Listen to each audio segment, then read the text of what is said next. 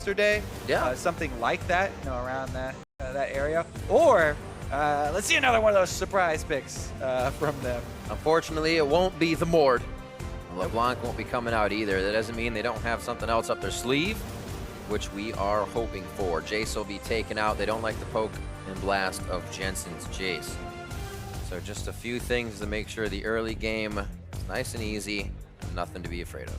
No Varus this time around either. Also now going to find himself in the ban phase, as we expected to see from a lot of the red side teams. Not willing to give that first pick up. Does mean your pick of junglers for either team. I've been a pretty big fan of Graves, especially as far as this matchup is concerned. It could provide quite a bit of control.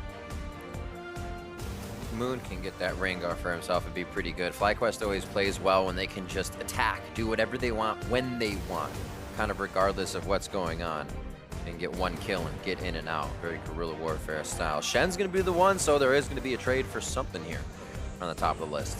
Yeah, bit of top lane focus. The other tanks still available. Nautilus and Poppy still options. They could go at some point in the first half of the draft. As of right now, though, FlyQuest, let's see what they got. Rise is also left up, actually.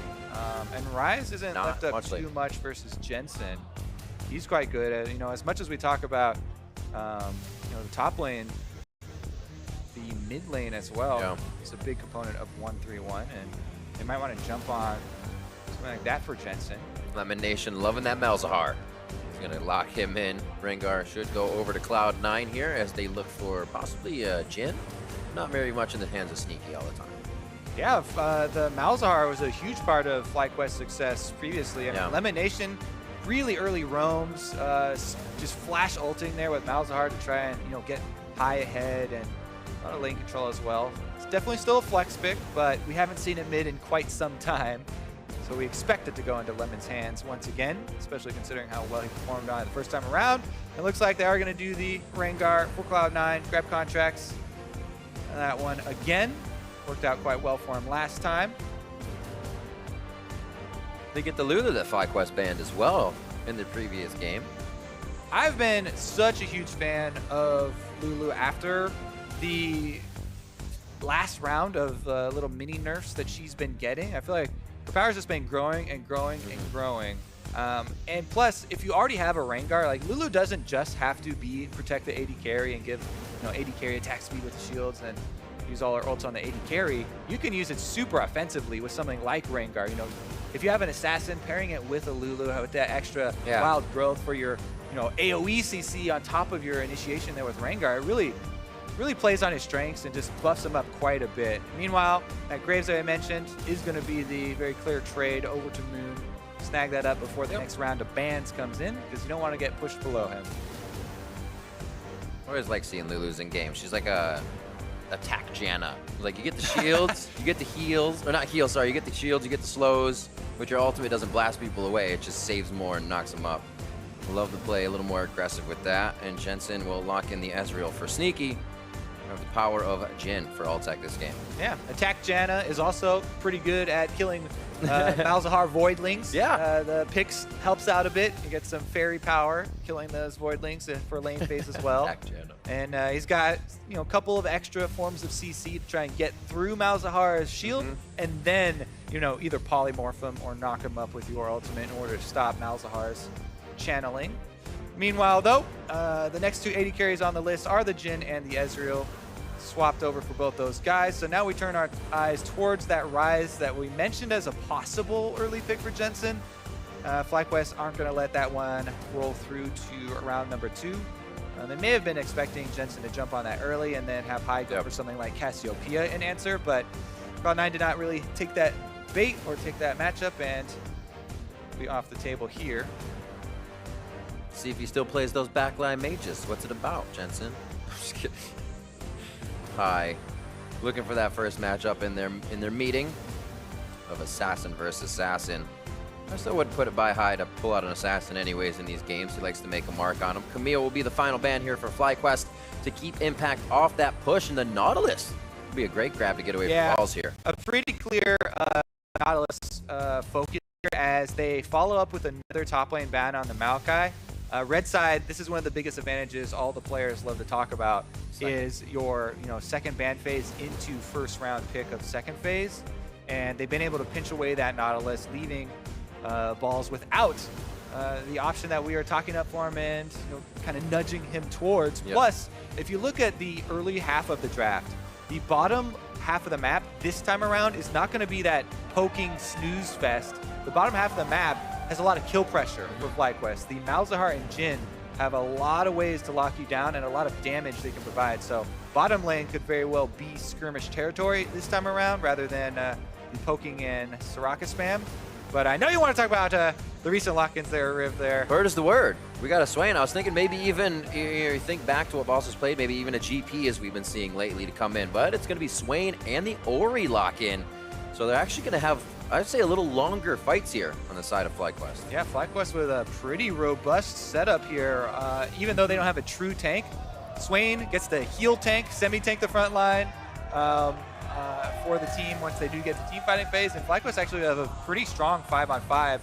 Plus, Swain can really lay a beating on the Nautilus. So we'll see now, because this is one of the more interesting games. Last game, I'm like, all right, both junglers are going to be top triangle because bottom lane is snooze fest. But this time around, you actually have options on all areas of the map, and it makes the game a lot more interesting. We'll see what their early pathing will try and tell us for the future. We do have all bans this time around, nothing crazy for that. High back on the Orianna balls. We'll switch it up though. We're gonna get that Swain in the top lane. Lemonnation gets that first ban of Malzahar from Cloud9 in the first game. So he has said how much he loves that champion in the bot lane to control with the minions and try to get the lead as they come out and hit the lanes. Or I'm sorry, hit the map. FlyQuest versus C9. We're heading into game 2. Hashtag C9, hashtag FlyWin. If you want to vote for that over on Twitter. It did not seem like FlyQuest was all that prepared for what happened coming into game 1. Seems like that Mordekaiser threw them for a loop in a composition they would have put together to really hit C9 hard where it counts. Cloud9 with 1 win here, looking to take it 2-0. Can FlyQuest keep the series alive with a win? Well, this game is definitely going to look different than the last game. It's not going to be the Cloud9 1-3-1. And both teams actually have some viable options as far as fighting over these objectives and getting their 5-on-5 on. Plus, more action in the bottom lane should be expected. See that Ezreal, Lulu, safety for Sneaky. We know he'll never shift in. Ever since game number 1 in the LCS, E has never been used forward again. All right, we're gonna be on the Rift, game 2. FlyQuest versus Cloud9. And FlyQuest looking to make a statement. Man, what a blast from the past. That is such a long... I remember what you're talking about now. It was just up to your left, about 20 yards in that top lane next to the turret. That was back like season 3 when we first started the LCS. And Cloud9 were just dominating everyone. But one of their only games they dropped was sneaking on Ezreal, arc and shifting forward. Ooh. This should be exciting though. Let's go. Oh. Nice ball move. Impact. Impact has to blow flash. Oh, he actually didn't flash that far. He's still slowed by the exhaust. That's why he exhausts early here in the level 1 fights. Lemonnation, no hesitation there, and they get the kill. C9 set up a counter to the Raptor invade, which is so common now, but they didn't bring all of their players to the counter. It was kind of a half-hearted, sneak attack counter from the Brush here. And Impact pays the price for that one. This could, spell disaster here. Top lane of the map will definitely be focused. Both top laners burned their flashes in that play. And junglers here already, we see Moon and Balls going to start here on the red and steal this one away from Contractz. So bottom side, remember, this is coupled with a bottom side Malzahar. So Malzahar can take away any buff he pleases level 1 with the Voidlings. And yeah, Moon is stealing this red away, but on the bottom side, FlyQuest will be taking away their own red as well to sort of counter the counter invade from Contractz that's expected. The mind games. And they did. The red buff's taken away on the bottom side of the map. I believe they should have given it away to Altec with the last hit. It's not bad on Malzahar either, but we'll check. Yep, there it is.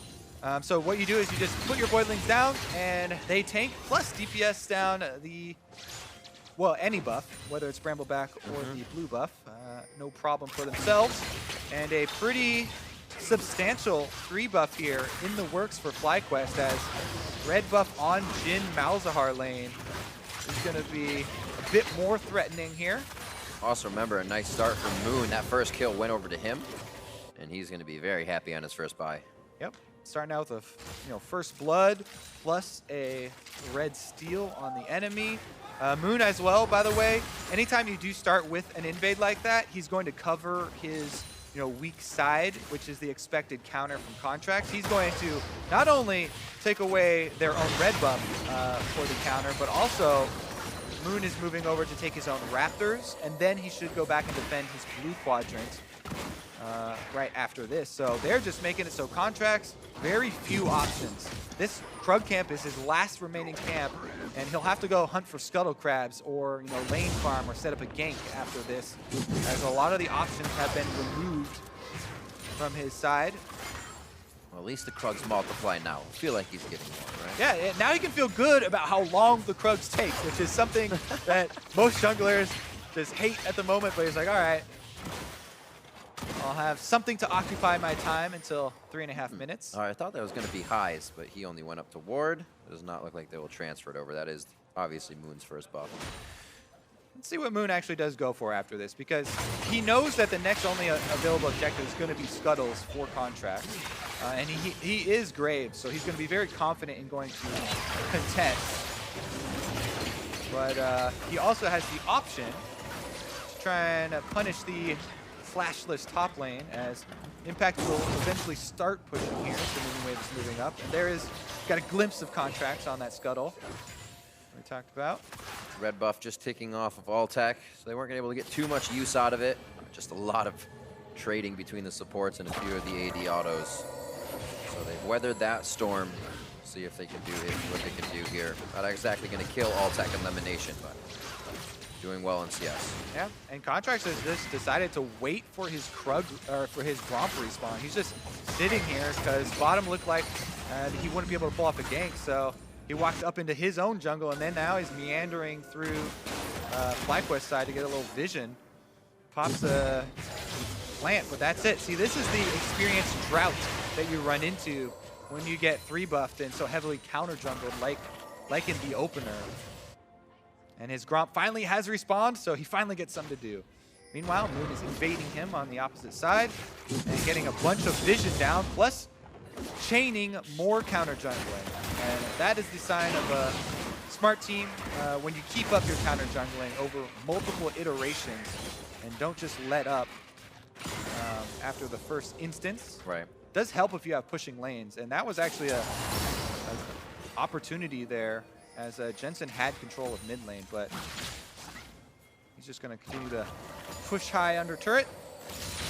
It doesn't seem like there's much they can do. I was actually just about to ask you, kind of, when you're this far behind, what is the counter to the counter jungle? Do you force everything to that side, or do you waste too much doing that? So he could, try and time the respawn on his small camps and use a pushing lane to punish an expected invade. Yeah.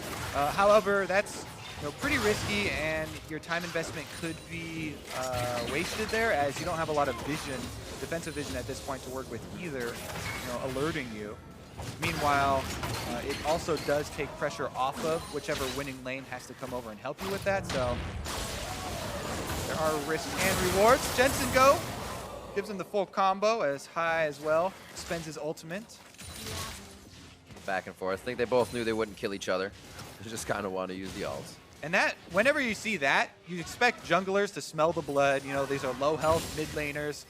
Both of them have already used their ultimates. Especially for high. He's like under the turret almost. Yeah. The reason he is so confident in being at the turret like that, all that vision we talked about, that Moon got to go put in the top side. See, he's on vision right now. So High's like, yeah, I'll trade ultimates with you. And you don't know where my jungler is, but I know that this is at worst a 1v1, and at best, I got Moon at my back. So he can try and go for some aggressive trades, go for some pressure. Nice stop. Not really going to mismatch any of the backs. Altec actually running forward, wants to make sure he can get any of the other backs. But not right now. Throwing out some captive audience in the brush, and he's going to try to push this last wave in so they can get, I believe, it back for themselves. May just stay in lane as they're not sitting on that much gold. Top lane, 48 to 54. Haven't seen too much action out of these guys just yet. Still waiting for that Swain to do something, but obviously the jungle action has not provided for us. Yep.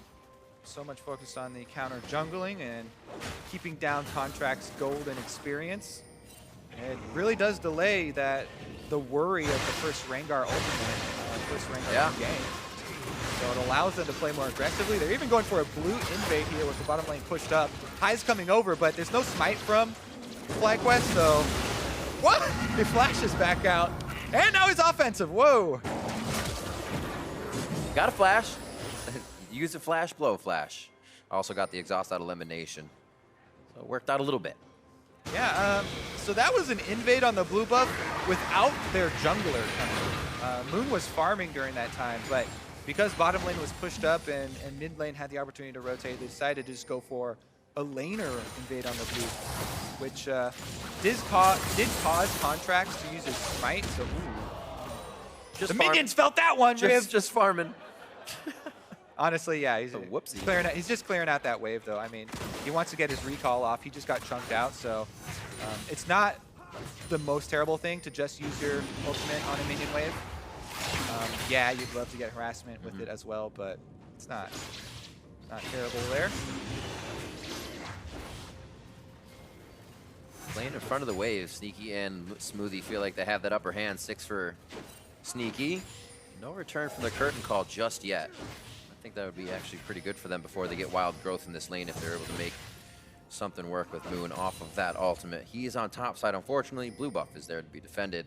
And Cloud9 continue to push here on the bot side. Yep, nice little silence there from Lemonnation, keeping them off the turret and allowing Altec to CS, though. Altec actually didn't back right after that previous push on the minion wave, and now it's C9 that are getting aggressive. Both junglers collapsing on mid lane. Jensen hovering to the bottom side because that's where Contractz is, and Hive hovering to this top side for equally valid reasons.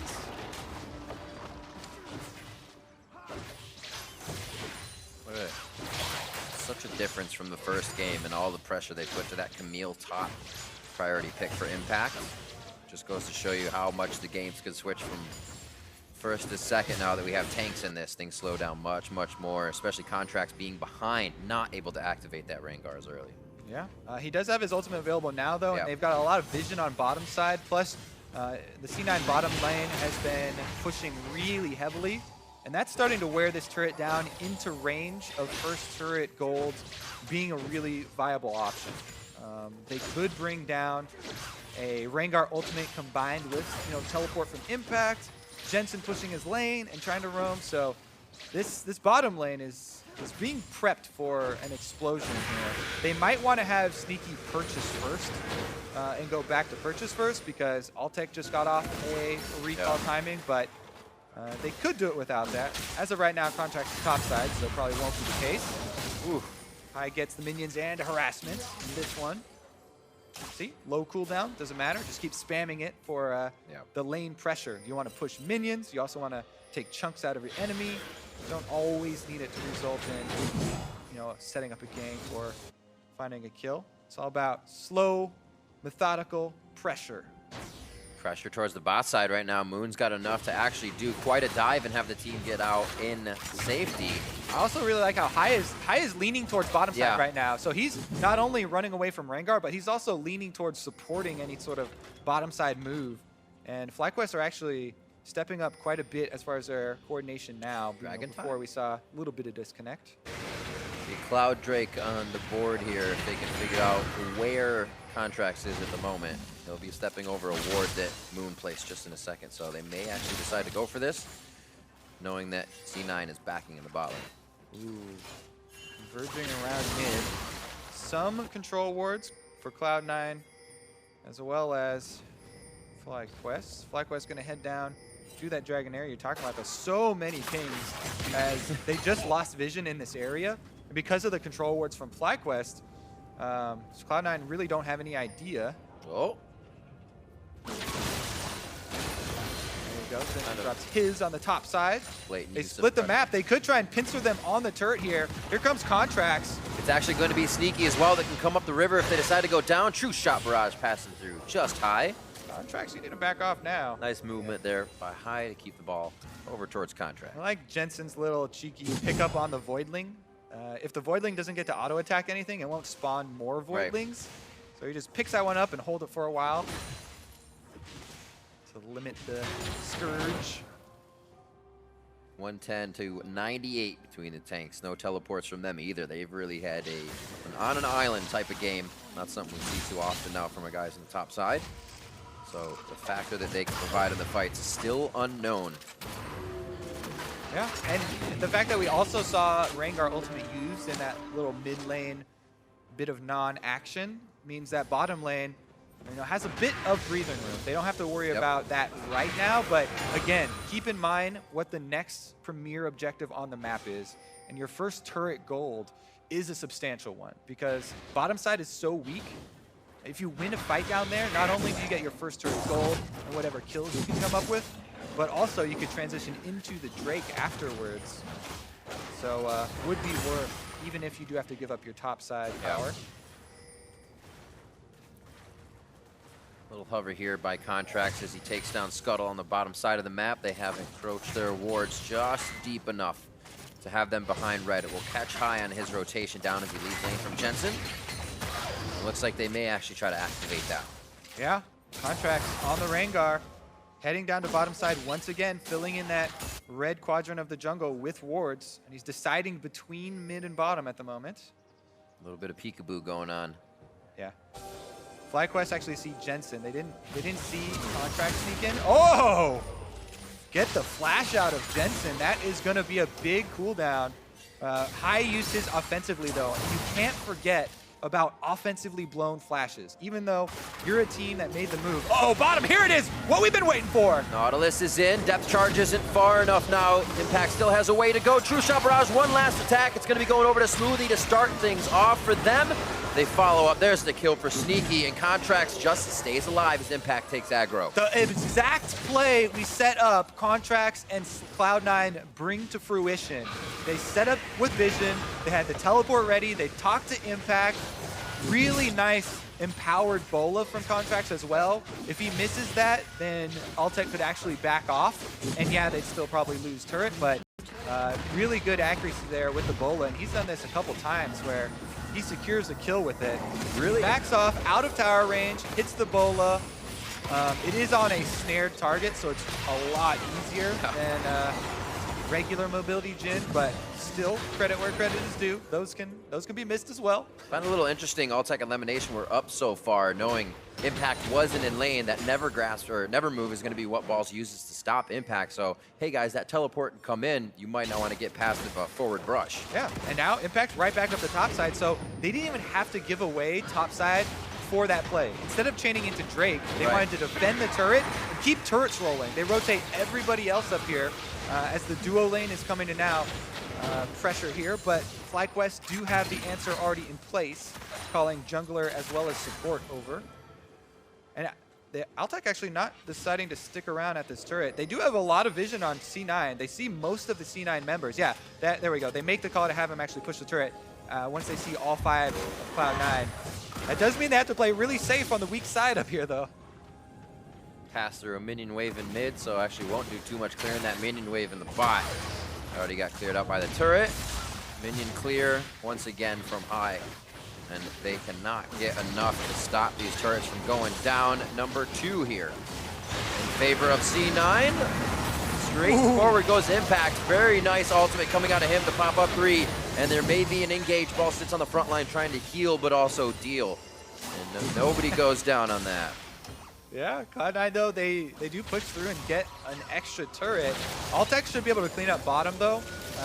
So at least FlyQuest will get some of the global gold. And remember that their top side Cloud9 turret is also still pretty low. So if FlyQuest are looking to fire back, they might want to pick up that gold before they actually engage for a team fight. So that can help out quite a bit. 3,400 across Moon, High, and Altec to be spent at the moment, and you can see them putting in their inventories now. Yeah. Once again, though, the tempo for Cloud9, they're using it to really get a chokehold on the jungle. They just continue to move in, place down these wards so that they see the rotations coming from FlyQuest, and they can keep everything under wraps here. Pressure from the bot lane now to the top side as turrets are down. We're going to get things swapped out here. Switch up the lane fundamentals and see who can drop this top one. A lot of pressure from Balls on that turret when Impact teleported out, so they may be able to answer back pretty quick. Yeah, I would actually expect FlyQuest to make the call to say they got their advantage off of that teleport spell, so now that we have Balls for teleport and Impact can't answer, we should rotate him over so then we could, you know, have the same numbers advantage play on the other side of the map, but they don't really get that in motion, and Cloud9 are still ahead of the game right now, crushing in the top, bottom side here with Impact. Even though he doesn't have teleport, it's coming off cooldown soon, and they should be able to outlive that small window. Ooh, they activate here on High. He starts heading towards the top side, knowing he needs to go to safety. Just a few wards keeping them safe on that. Blast going over the wall. They realized that was just used, so they have an idea of where High went, but could not follow in. Yep, Rengar ultimate pop, so immediate evasive maneuvers from FlyQuest. And Cloud9 are able to get their teleport cooldown back in sync and retain control of the jungle here. Another warding mission and counter jungling. Really kind of looking for Fly here. Cloud9 going over for Dragon. What's their initiation? What's kind of their win condition once they get in? Because you have Balls who could be pretty kited by this team unless he teleports into a real good spot. Again, their first goal is the standing goal that's pretty open. They actually just now get it, but Altec takes a good chunk. Oh! Open up on the curtain. He actually can't get out of this one. Nicely placed. Ooh, collateral damage. They didn't communicate that one. Could have taken out Sneaky a little faster, but who cares? They get him anyways. 30 seconds on the death timers here. We'll see how long Balls can stay alive. Never moves. Oh, but gets anchored across Contractz gotta be a little careful. He can slalom the minions, start getting healed from that as well, and he should stay alive. Look, he's not even 50% mono right now. Impact may not have the damage to make this happen before he gets back. It's gonna take a while, but Balls doesn't have anywhere to go. So. Oh, he's still by the brush. Nice dodge on the never move, just getting out. But Balls doing his damnedest to go down valiantly and doing as much damage as possible. And the longer you buy time on the other side of the map, the more time you buy for High to push mid lane, for top lane to shove into turret. There's that FlyQuest, strike back. There's the ultimate. Oh! Pops a potion. The auto attack was actually blocked by Jensen. He had to stop as he lost vision. Yeah. High saving his own life there. Flashing into the brush right there. Flash for flash. As the mid laners have been trading pretty closely. Here we go, though. This was FlyQuest already had multiple people in motion because they wanted to get the standing goal in this turret. And then Lemonnation, good flash over. It will lock up Sneaky to ensure that they get both of the kills. And now Graves here. It's Moon who's got all that kill credit. He's got his Black Cleaver done on Graves. He can add quite a bit of DPS to this team fight, which is going to be necessary since Impact rushed his Spirit Visage. And it's going to be hard for the magic damage solo laners to get through all of that. They need every bit of extra damage they can actually get here. Minion wave push, you can actually see Sneaky taking advantage of that. Has a shift into Tri-Brush as that fight at Blue started. Cloud9 was ready to set up for a fight there if it was coming. Yeah, it's so close here as far as the combat power. And really the advantage that Cloud9 have retained over these last few minutes is the vision advantage. So then that can sometimes be the biggest advantage. Even if both teams have similar combat powers, if you have the extra information to work around and you get someone there quicker or you cut off a rotation, that can mean the big difference. And there it is, vision advantage. Jensen on a ward. Hatching that one. It's actually one of the few wards that FlyQuest had up. Jensen, too bad for him. He happened to go stand on one of the brushes where FlyQuest actually had one, and a really nice opportunity here for FlyQuest to punish hard. We'll see how they use it. You have Impact right in the front. He's still going to deter you from making a play. Ultimate and full health on Balls just around the corner. I'm sure Balls showing here could push them off. Yeah, Balls actually might try and kill.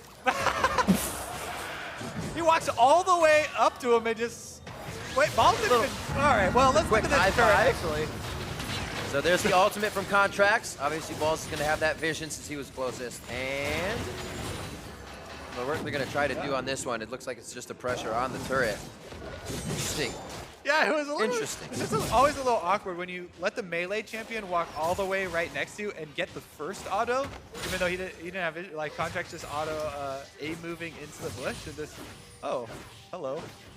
Little scratch and then on his way. No turret for FlyQuest, though they did get a tiny bit of damage on that turret during the death of Jensen.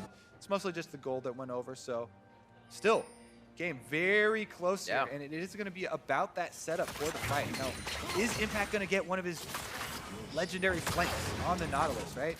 He's been really good at teleporting in or even just walking around the side and trying to set up his team. And there's been no lack of wards for Cloud9 to make those teleports happen either. Consistently setting up that security vision. Oh, Lemon! Right onto Jensen again. Holy. He just came back, but yeah, Lemonnation gets squeezed out on that one. 30 seconds for him. Aggressive. They thought that they had only a couple members they were trying to pick off there, but oh, Sneaky gets shockwaved in. Close, Jensen just missing. It's 1-1. There's nothing they can fully commit on, but they are making Cloud9 think twice before they just go ahead and engage again. So maybe they're not. Luden's finished up on Jensen along with Morello. Looks like everybody's got just a few items under their belt as they recipe to the next. Lemonnation got a little hyped up after his last couple ultimates were... I'm back on Malzahar. On some isolated people. See, they only had vision of Jensen. Oh. Right when he went for this. So he thought it was another instance of Jensen just by himself on one of our wards, but no. Jensen's actually... He's trying to get that ward that killed him. Not the case. 25 minutes in, 4-4. Just about even in that gold, and turrets, that standing gold we were talking about, has been picked up until the second tier. There's the next move here. A quick Yomu's, and then he's running up. Looks like they're just going to clear the top side and reset vision. C9 lost most of theirs in the blue side, which is slowing them down, and FlyQuest really hasn't been able to place anything past the river recently, so they're taking the time to do that now. Yeah, it is actually quite good that FlyQuest are filling out their defensive vision here. You can see so many of their control wards are actually used to straight laying them down in the lane to try and regain some control here. I'll focus moving over to our Mountain Drake now, as the Scuttle Crab will be up for pickings here and add a little bit of advantage they could, Cloud9 can try and use in addition to their early setup of vision.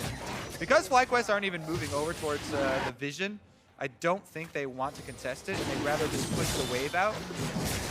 So Cloud9 should be able to get this one scot-free. Oh. Pings. Pings for pressure mostly. Control ward just actually not seeing anything. Looks like they'll be all right. Not even the pressure. United might actually counter now. Contractz very, very low. He actually has the dot on him as well. He's got to be careful for ward damage coming in. Impact, and Jensen flashes forward, goes for Altec, finds his target. Contractz gets out with a sliver of health, baiting in more attacks. Sneaky, ults on the never move, gets zeroed out on that. Smoothie very low as well as Impact, and Fly was really able to just group up, continue the damage, and like we said, these are going to be longer fights. Balls is going to live for a while and be on that front line for the team. C9 loses 3. The point of running a tank is to have your tank go in first. So let's take a look at this. Yeah, Contractz' Rengar ultimate is running out, but he goes in head first while Impact is the furthest away from the fight at that point. Impact is still walking up the river. Now Contractz has no life. He's basically out of this team fight. He's a melee champion with 100 and 200 health. So it's basically 4v5 as he can maybe throw a bola.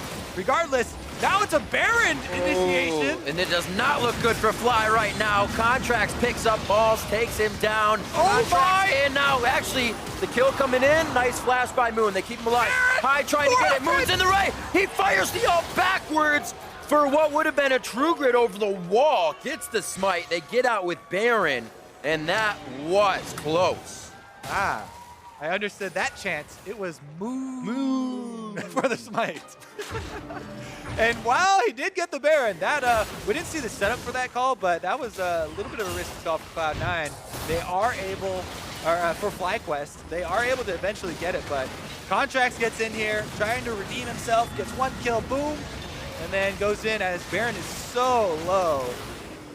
Flashes the Ezreal ultimate first. Really good reaction speed there, and then since his flash is down, he has to use his Graves ultimate to get over that wall, so very slick stuff from Moon to reposition, not die, and actually get that Baron and secure it for FlyQuest. Huge pickup as this game is quite close. It's going to be all the little things that start to add up now. Baron being a big one. We'll see how Fly can use that. Is on just a few members now. Moon has that. I believe Lemon was going up on the fight. We'll see where they continue to go. It's actually Altec that had it as well. So back to the mid lane. Now they have a bit of pressure to try and start hitting these second tier turrets. Top is also very low, as you can see on the mini map. We'll see what kind of mark they can make here.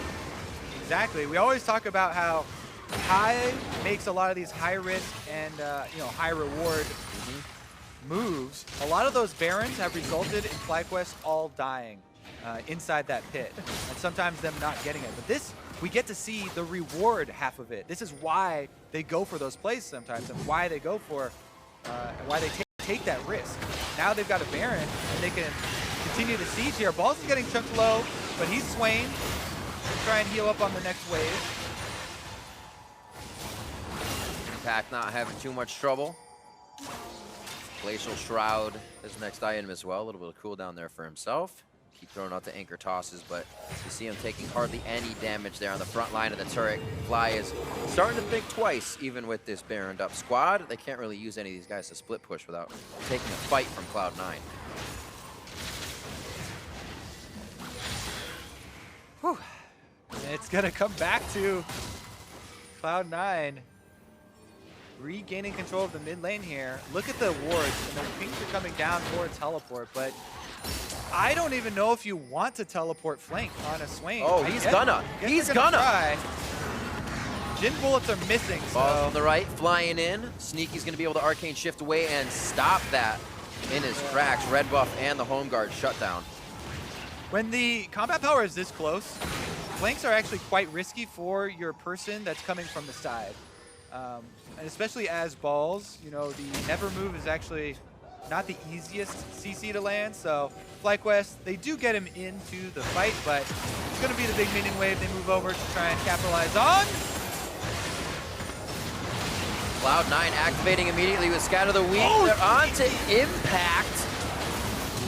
And they still have the turret to fight behind. It has about -1 HP, but is still standing somehow. Jeez, they got Sneaky super low. Balls went down though, so no more frontline. Oh, it caught him around. Still has the Edge of Night to use so he can get out of another crowd control. Almost getting the dissonance in. The ball move might have even killed Jensen itself there, as everyone gets out, except for Balls, as he goes down first. Whew. Yeah, let's take another look at this. The scatter was great.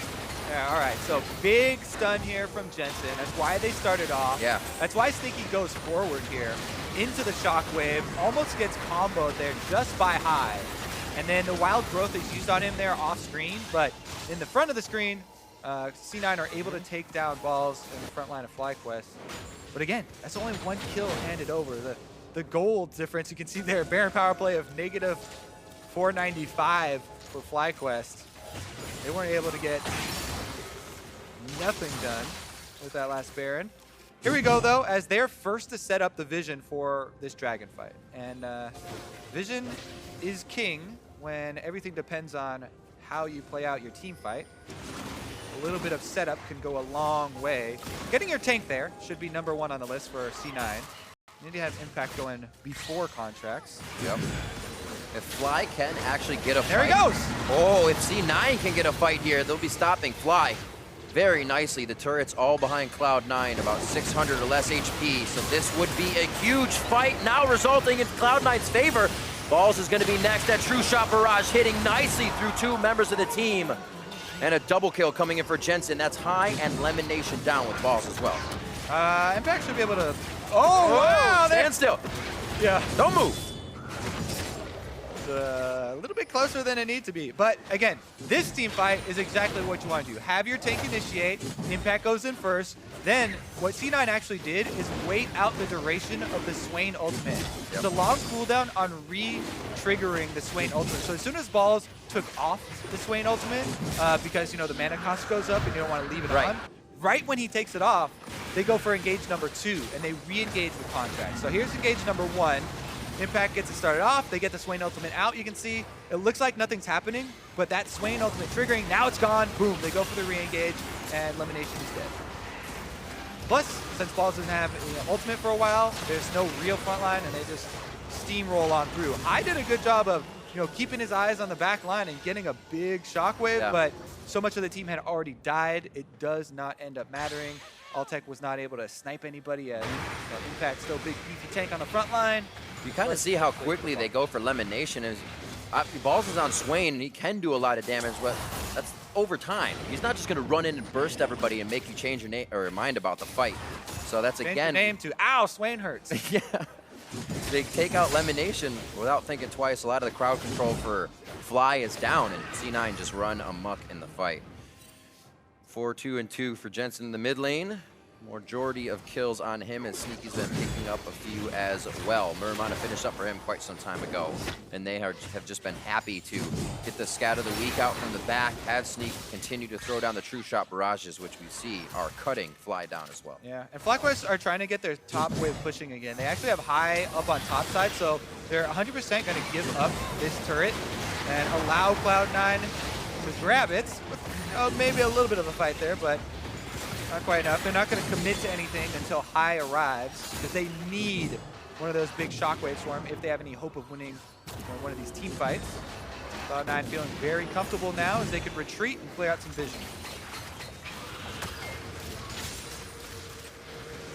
Now, you're talking about a bit about Swain. Let's go over how you frontline as Swain because the Zhonya's is a big part of it. Not only do you have to actually manage your ultimate cooldown pretty well, but you usually want to have it running when you Zhonya's on the front line so you still have threat. Jensen has to dodge here though. Oh! He went to flash the end of the line, a collateral, and the shot from Curtain Call. Yeah. Not much you can do about a wombo like that. Great job by Altec holding on to that bullet until Moon is able to move up and remove any space that Jensen had to dodge. Let's see what they can do with that pick, though. You know it's going to be one person's down. High says that's 100% Baron. We're going to hit this 50-50, be damned. And they may pull off for the fight. It's going to be Balls taking a lot of damage. He needs to get the heal up here. He could easily be a focus. Impact gets absolutely shredded as the tankiest one on the team. And that means C9 has to look scared here. Oh, Sneaky in! Sneaky with the flash in! No, we know the results of the flash in! Sneaky does his damnedest to stay alive now. There's the shields. Great job by Smoothie and the rest of the team to keep him alive. Shockwave now onto Contractz as he goes down. There's your arcade step forward! 9. Get the fight lost there. 3 down for them. Jensen just came back up. Fly is low, and Baron has fully. Oh, it's still touch and go! Jensen won't have time. We've seen the Glitterlance steal, and a Mystic Shot can do the same. Too many members in front. That's the Baron for High, and the team FlyQuest make it out alive with all 5. Just in time, too. Jensen's on the way. He has Ghost up. He's looking for a straggler kill here, actually. Ooh. Not going to get it, though. They don't have any deeper vision, so, man. FlyQuest are able to get out with that Baron after a really good pick onto Jensen. As Altec opening up. He has really not been stingy with his Jhin ultimate. I mean, he very, very frequently just looking for picks, looking for, an odd man out.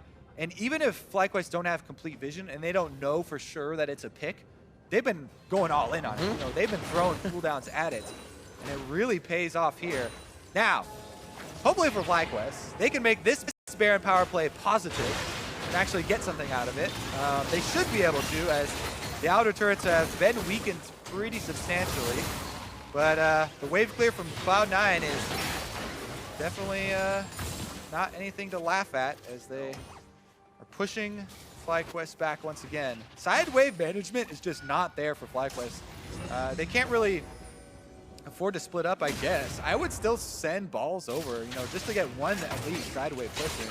Bottom lane is doing it itself, so, you know, Balls does have teleport. You can send him to get the other one pushing there and try and disengage to allow time for his teleport channel to go off, but they're just sticking with 5 members mid. They throw down Beatrice onto Impact, slows him down. That's the ultimate coming in from Lemon. Contractz looking for an over-the-wall jump. Whoa! Onto Balls. He actually didn't find the target he wanted. Nice true shot barrage. Sneaky goes forward, picks up the first kill of the fight. Lemonnation gets back. He is very low, and Cloud9 eat a shockwave coming in from high that settles the fight a little bit. Jensen gets the hit, the shield on him, keeps him alive. And he didn't go down to the end of the line as it comes back with damage. Slivers of health as C9 is limping away from the fight. They will lose mid. Jensen had eyes just on the back line and almost walked into certain death there. Takes a chunk of damage. Now FlyQuest, even though they don't get a kill, they move up and they get an inhibitor turret in the end. And these turrets have been set up. We were saying before, there's 600 on the top, there was 600 on the mid, and I think there's 20 on that bottom tier turret. So they have so much to come back and take out. It's not going to take much time. Sheesh, this is getting crazy, Riv. FlyQuest, in the end, they opened up the C9 base, but with how it's been looking, that won't be super impactful. You know, the big change is going to come from, you know, who wins the fight out on the middle of the rift, where the Elder Dragon is spawning, and you know the next Baron is coming up. Yeah. Everybody's fighting over the vision to set up for this next fight around, you know, the middle of the map, where Elder Dragon is going to draw everyone's attention. Max level impact. Undead Moon somehow in this game. 11-13, 5-0, and 6. Lemonnation and the team set up to take Impact down. Can they shred him? The continuous lockdown as they layer the crowd control. The curtain call will be for him. I don't know how he can dodge his Nautilus. The last shot will take him down. Sometimes I think that thing just weighs him down. 39 minutes on the clock. They're going to be going for Elder Drake on the side of FlyQuest. All right, Contractz might go for a steal here, or actually C9 move in to contest. Balls, very nice job on the front line, but he gets shredded. The Sanyas for the ultimate of Jensen. Pulls it out, baits it in, and they take him down. Impact and Jensen now waiting to get back up as FlyQuest start to take everything on the map. And FlyQuest at another big objective. Let's take a look again at the Balls frontlining. He's able to get his Zhonya's off here with his ultimate running, and Altec's able to get that last shot onto Jensen to finish up the kill. At the same time, they never pulled off of the Elder Dragon completely, so they also picked that up, and now they have an Elder Dragon to try and take this exposed inhibitor that they did work on earlier. And they have not cared about side lanes at all. They're like, well, whatever, those turrets, they're close enough to being dead. their eyes are for mid lane only. The thing I love about these games that we don't get to see very much, and any team can do it, FlyQuest does it a lot, is they go for the pull to trigger fights. Usually when it comes down to 35, 40 minutes, it's set up under the second tier, try to get behind them, flank them. They're pulling the trigger. We saw it on Jensen when he was down the ward, and then in the same spot again when Moon flashed forward, Altec took the kill. They are doing things the other team isn't expecting, and Cloud9 has to answer with the same. Yeah, looks like we're in waiting for another 5-on-5. Yep. As the Cloud9 don't want to give up this inhibitor. It is just a single Elder Dragon with no elemental drakes to boost up the damage. So the burn's not quite as big. Open it up. Good shot. Getting past the Nautilus there. Smoothie's at 50%. No time to go back to the fountain yet. You have to be able to provide a full fight. Contractz with the ultimate off on the side to make Fly a little more wary of approaching the turret. And the minion wave in the bot side slowly pushing in as well as top.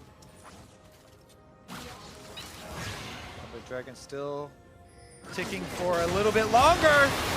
Pull in, 3-man depth charge. And it looks like the damage is going to be over. Now on to Altec. Down high was already dropped in the beginning of the fight as Lemonnation is a focus. Jensen soloing balls on the bottom side towards mid lane, and he may be able to drop the last Q. He will not. The hammer doesn't follow. Balls and Moon get out alive. Cloud9 has been waiting for this fight and are able to stop what was a Baroned up, then Elder Dragon FlyQuest on a push. Yeah, they not only stop it, they're going to push it right back down FlyQuest's throats here with these 2 minions. Looks like they're going to be able to put some hurt onto this turret. They did Impact go to go deal with the minion waves, but Contractz is going to face tank so that the minions don't die and the extra resistances aren't applied to the turret. Oh, those are the ones that hurt. You're in the lead the whole time, but the game is so late. Anything that happens now gives the team so much more. And this is the power of that explosive initiation from Impact. Gets in there with the wombo. Wow. Jensen also combos it with his stun, and they just massacre that little clump from FlyQuest. FlyQuest, to their name, like, they went hard on the other side, and they tried to get the kill on the sneaky using Lemonnation there going in, but they weren't able to dive the backline in a similar fashion. The AoE CC wasn't there, and Cloud9 just pushed them right off. Well, a little bit of love from the minion waves being pushed up causes C9 to have to clear those, allowing Fly back onto the map. So a bit of the work they set up for themselves pays off here to get back into position. Level 18 is just about across the map now for the main damage dealers, except for the AD carries. So we're getting to max items. It comes down to that potential of how well you can play your champion at this point in the game now. It truly does. Who's going to get the jump next? Can't wait around for another large AoE combo. Cloud9 moving right back out, and now they have Vision. They did use the Rengar ulti for Vision previously before they were able to get wards out, so Contractz might want to wait on that one. Cooldown in the end game is not very long though, especially since he's got a lot of cooldown reduction, so definitely a useful tool to try and check if they're on Baron without having to put yourself in real danger. And just usher up those super minions into the mid lane. It's going to be very tough for Fly now. One thing Impact and Contractz have is that Guardian Angel. Going to have to kill those 2 guys twice, and Impact was able to be the focus once they got the Leandries down, and Lemonnation could get that. Now they have to do it twice, and Lemon can't nether grasp twice. It is a very, very big point here for the next team fight. Basically getting double value on your front line. No GAs purchased for FlyQuest so far. And they're just trying to hold on to these super minions in mid lane without giving up too much vision around the Baron. They're actually taking turns going back for purchases, and Moon is the recent one to go back, able to refresh his potion, and he is ready to fight. It's full build Graves with Elixir channeling. Like, you don't get stronger unless maybe you sell your Berserker Greaves for Phantom Dancer or something. But and he hasn't died, so he's got to be feeling good. Yeah, he is. Kept that positioning up, or he's just not in the fights. Who knows? Just gonna go attend to some side waves. Haha. Actually got full kill participation, or near. Feel nice for him. Maybe he can upgrade his Quicksilver into a Mercurial with this money. Ooh. Get himself some damage. Affect these fights. I don't know. He might even just be able to get that now. He is such a beast with the item build he's gone. All right. As we see Cloud9 hovering over towards Baron. Teleport used as well. This sucker is dead. Look at that burn. No chance, Baron. No chance. Whoa, flash in. Lemmonnation's the hit. If they can clear out Lemonnation, that means a lot of the crowd control here is gone. Besides that ultimate from high, he's forced to flash, throws back the dissonance to hopefully slow the aggression of Cloud9, but they have bought time. They held their breath. They got the fight they wanted in the mid lane inhibitor, and I think they may have just closed it out on FlyQuest. Oh, yes, they have. Baron there for C9, plus they jump on FlyQuest as soon as they come through the jungle. And that is going to be an end to the series. What an exciting game number 2, though. Pretty back and forth. Very back and forth. We are going to see one hell of a series here coming in for the rematch, but it will be Cloud9 taking the 2-0 in the end over FlyQuest. And FlyQuest had previously gotten 2 Barons and an Elder Dragon, but not able to win a team fight. And Cloud9 strike back when it really matters. Defend inside their inhibitor door, and then immediately into that Baron play, and game over. 2-0 series there for C9. You can almost kind of look at a no initiation factor, a no sure way to get into these fights, to say when we did have that lead, we did have that Baron, we were still trying to play off catches, but Cloud9's not going to approach that fight. They know it's a loss, and it was kind of looking for a teleport, or as we saw Moon flashing forward to try and do everything he can. It did not work out for that, and Cloud9 was able to find a way around the composition, finally, I should say, because FlyQuest played this very nice in the early game. FlyQuest definitely had a lot of proactive moves, and strategy of burning down the Nautilus with the Malzahar and focused DPS worked out for quite a while in the mid game there. And they even, FlyQuest tried to even get out the gates early, hitting up Contractz in the jungle, making sure they could get that red buff and try to 3-buff him, and really couldn't make that kind of flow into anything else. Contractz held his own. Sneaky with the thumbs up. Yeah, Cloud9, very happy about that one. Able to win round 2 versus FlyQuest. 10-2 now.